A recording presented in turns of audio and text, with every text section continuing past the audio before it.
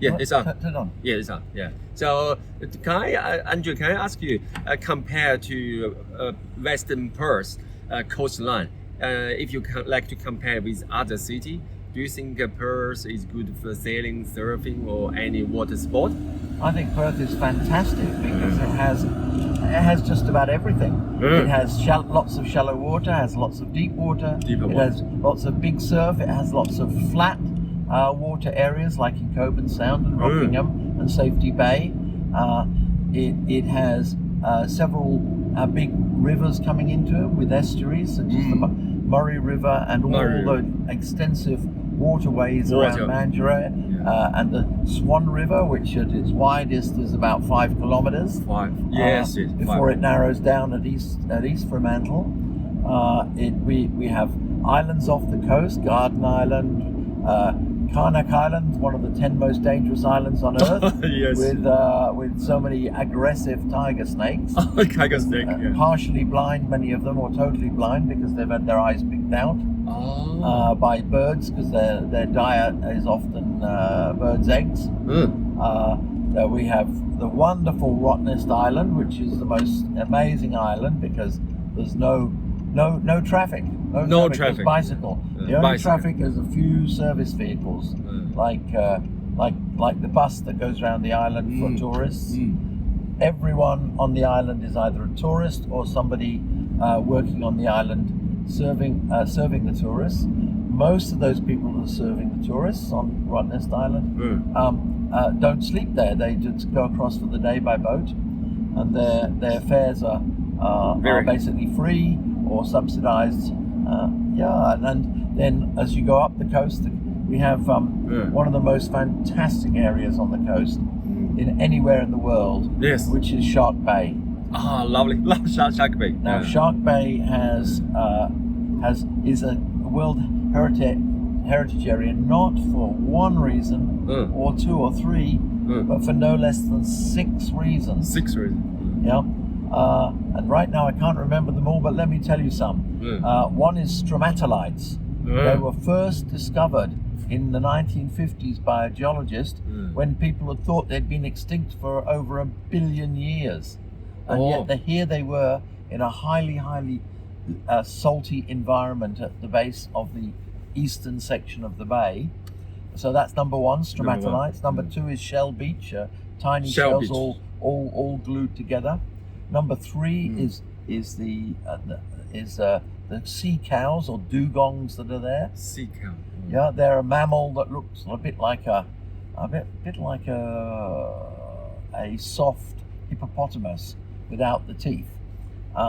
Then it's also in the World Heritage Area because it's got the largest area of seagrass in the world, and seagrass is really important as a nursery for fish and other sea animals. Shark Bay. So that's 4 reasons, and I'll think of the other Good 2 memory. later. Yeah. And then of course we go a little bit north, and we over Shark Bay. Shark Bay is about 1,000 kilometres north of Perth here, and we come to the West Australian equivalent of the Great Barrier Reef, which is the Coral Coast. Coral Coast. Which is in many ways better preserved than the Great Barrier Reef. Yes, better preserved. Albeit not as big as. And then from there we go up to Exmouth, and where the land turns from going north-south in other words, facing west to facing northwest and facing up towards Indonesia, where we go from Exmouth right the way up to Darwin, basically, with the border with Northern Territory and Western Australia being very, very close to the northern part of Australia there. So Western Australia has a lot of climates. Up in the far north, it has subtropical around Columbaroo. Around further distant from Columbaroo in the Kimberley, it has a savanna climate, rather like in the African savanna, where all the elephants and lions and stuff live. Not that we've got elephants and lions there, but we've converted it to use for cattle mainly. And then we come down to desert country, very dry, very hot. and in some places very beautiful with national parks there. And then we come down to the very, very hot Mediterranean areas, a few hours north of Perth, and come to Australia's windiest place, again in Shark Bay, and the windiest city, which is Geraldton, a few hours south of Shark Bay. And then south of Geraldton we start to come into a hot Mediterranean climate, and the Mediterranean climate that we have in Perth.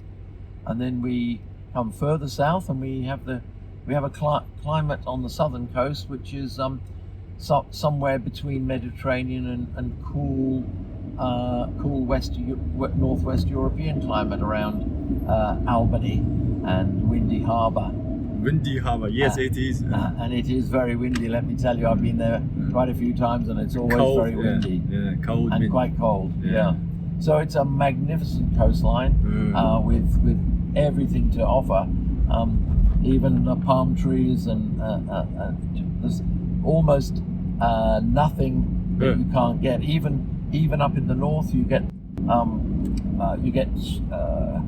huge rainfalls in the rainy season, and you get crocodiles, and maybe too many of them now since they've been protected for 60 years, and maybe you have about 4 times the numbers you had then, and some of them very big, as well as freshwater crocodiles.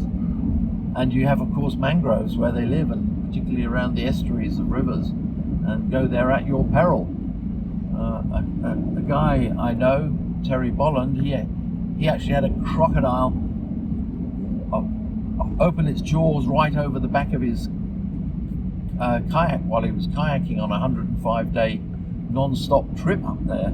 Oh, the crocodile! The only reason he wasn't killed and flipped over in the death roll that big saltwater crocodiles do is that it was near the beginning of his journey, and he had a lot of weight on board his kayak so that the crocodile couldn't knock it over. They're very heavy territorial beasts.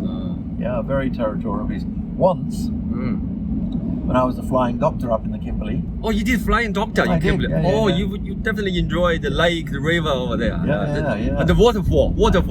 Yes. And flying around. Yes. Oh my God. Yeah. And one time I was at Wyndham and I went down to what was then the meat works, and what they called the blood drain, which is where all the miscellaneous stuff used to drain into, right into Cambridge Gulf. And I stood there at sunset, and within 20 or 30 meters of me, I counted, as the sun was going down, 11 pairs of salty croc eyes looking at me. And I was on the mud flat, which was slippery and would be covered at high tide. But I didn't stray too far from my car. Yeah. Oh, Maybe we should switch off now that we're getting close.